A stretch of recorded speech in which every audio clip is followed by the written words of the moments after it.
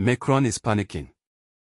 By 2050, the French language will be spoken by almost 700 million people. Where? Primarily, here. Across Africa. Forget croissants and the Eiffel Tower. The future of French isn't blue, blanc, rouge.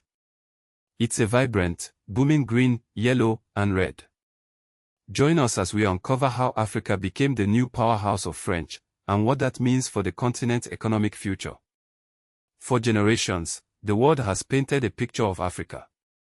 A picture often incomplete, sometimes inaccurate, rarely told by us. But the truth, like the vibrant fabrics woven in our markets, is far richer and more complex than any single narrative. Take language, for instance. We understand the power of communication. The ability to connect, to trade, to share ideas across borders. You might think of English as the lingua franca, the language of global business. And it is. But another language, often overlooked in discussions about Africa, is quietly flourishing, adapting, and becoming intrinsically interwoven into the very fabric of our continent. Think about France. Eiffel Tower, croissants, the Louvre. French is synonymous with France, right? A nation of roughly 67 million people. A cultural behemoth, no doubt.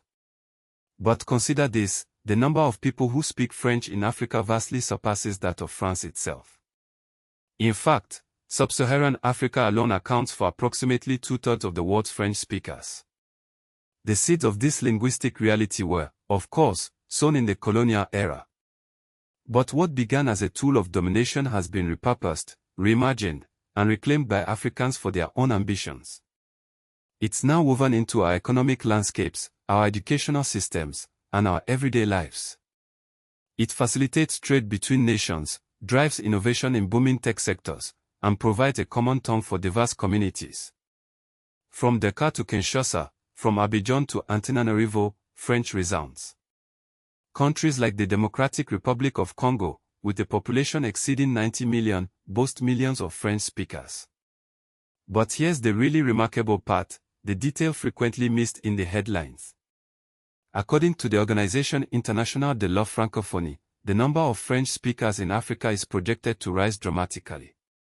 By 2050, it's estimated that over 85% of the world's French speakers will reside on the African continent. Wait, what? That's right. The future of the French language, its evolution, its influence, rests not in Paris, but on the soil of Africa. Africa's spirit of enterprise isn't some recent phenomenon, you know. It's woven into the very fabric of our being.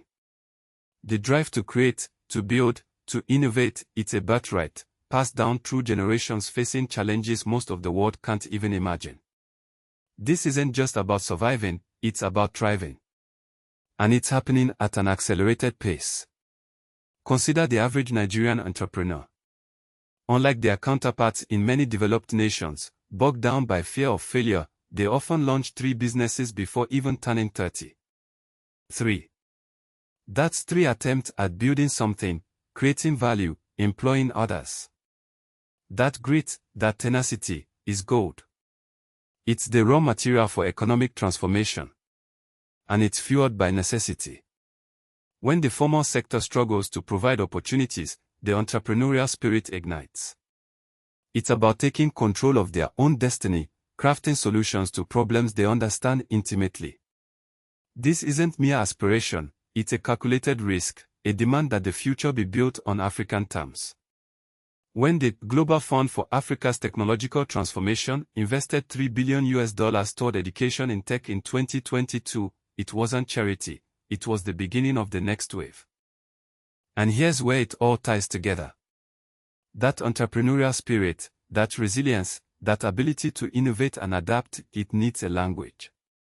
A common tongue to facilitate trade, to negotiate deals, to share ideas across borders. In 1963, at the Organization of African Unity's founding in Addis Ababa, leaders recognized the need for unity to create a continental market. This is where the story takes its exciting turn. It creates a new framework for economic integration, Pan-African business ventures, and the rise of a new African economic powerhouse. Wait, what? The language that unlocks this potential, that greases the wheels of African commerce, is none other than. So, Africa's French connection runs deeper than just croissants and berets, doesn't it? More French fluency here than in France itself, and it's still expanding. But the real question is, what does this mean for the continent's future? With a powerful global language so widely spoken, African nations have a unique advantage in international trade, diplomacy, and cultural exchange. From business deals to artistic collaborations, Francophone Africa is playing a bigger role on the world stage than ever before. Want to show your pride in Africa's diverse identity? Check out our latest merch at pornoafric.com/merch.html, designs from $29. Your support helps us keep uncovering these fascinating African stories. And as the sun sets on our exploration of this linguistic landscape, we leave you with one thought: considering the history and the sheer scale of French influence here now, what do you think? Did they hide the truth? Thinking face.